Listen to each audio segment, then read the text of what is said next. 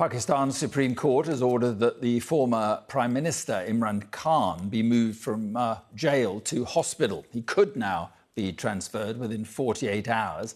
Imran Khan has been in prison since August 2023 over corruption allegations. Sulfi Bakari, an advisor to Imran Khan, joins me now. And you must be very pleased with this decision by the Supreme Court. You were arguing for this recently. You were arguing for this on this very programme 2 weeks ago.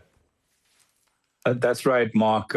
Thank you again for taking me on. But, you know, we've been saying this for a while, that he's been in solitary. It has its certain effects over 7 months, no contact with the outside world. And it's really caused a real effect on his health, which is shown in actually a report given to the Supreme Court by the administration itself, where it shows his heart rate's gone up, palpitations, anxiety, you know, which caused underlying issues to his eye. So we really hope that this goes through in the next 48 hours. Yeah, I mean, I've seen the medical report, or what is purporting to be the medical report. A problem seems to be, as you say, an eye issue, problem with his sight. The report doesn't seem to suggest that his life is in danger, which some supporters have been fearing. Well, you know, his health has deteriorated a lot, and the authorities aren't going to issue a report saying that we've, you know, nearly killed him or his life is in danger. We're actually quite pleased that they actually issued this report from the doctors that saw him, and every doctor that saw him said he should be in a hospital. What is he doing here? Reality is, Mark, that we wish that this happened 7-8 months earlier, so that whatever has taken toll on Imran Khan wouldn't have. And we've been shouting and screaming and crying about it, as you know, for many months now. And you've had Amnesty International, UN, all calling for the same. However, we hope it goes smoothly.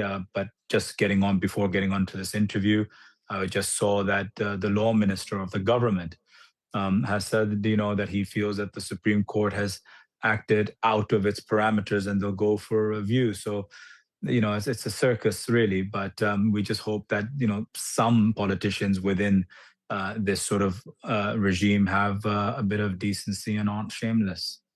Because that is the big question, isn't it? Whether the government will actually adhere to the Supreme Court order and move him to hospital. Exactly. I mean, just putting it in context, when Nawaz Sharif was in prison in our government, we allowed him to go abroad on basically a 50 rupee stamp paper basis, and his brother, who's the prime minister now, gave the Supreme Court the guarantee that he'll be back in 2 weeks. You know, he didn't come back for 4.5 years later. So you can see the difference between the quality of leadership, whereas now they're trying to stop him from a Supreme Court order.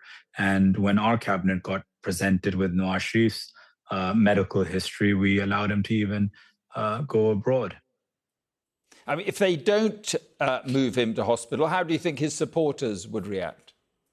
Well, look, we have a very big protest, a nationwide protest taking place on the 27th of September, regardless. We're in full preparations to take the streets peacefully and show our strength on the road. I mean, this thing is the Supreme Court judgment today is a very welcome step towards, you know, having more of a healing hand and peace within the country, and calling to the demands of letting him have the right medical attention.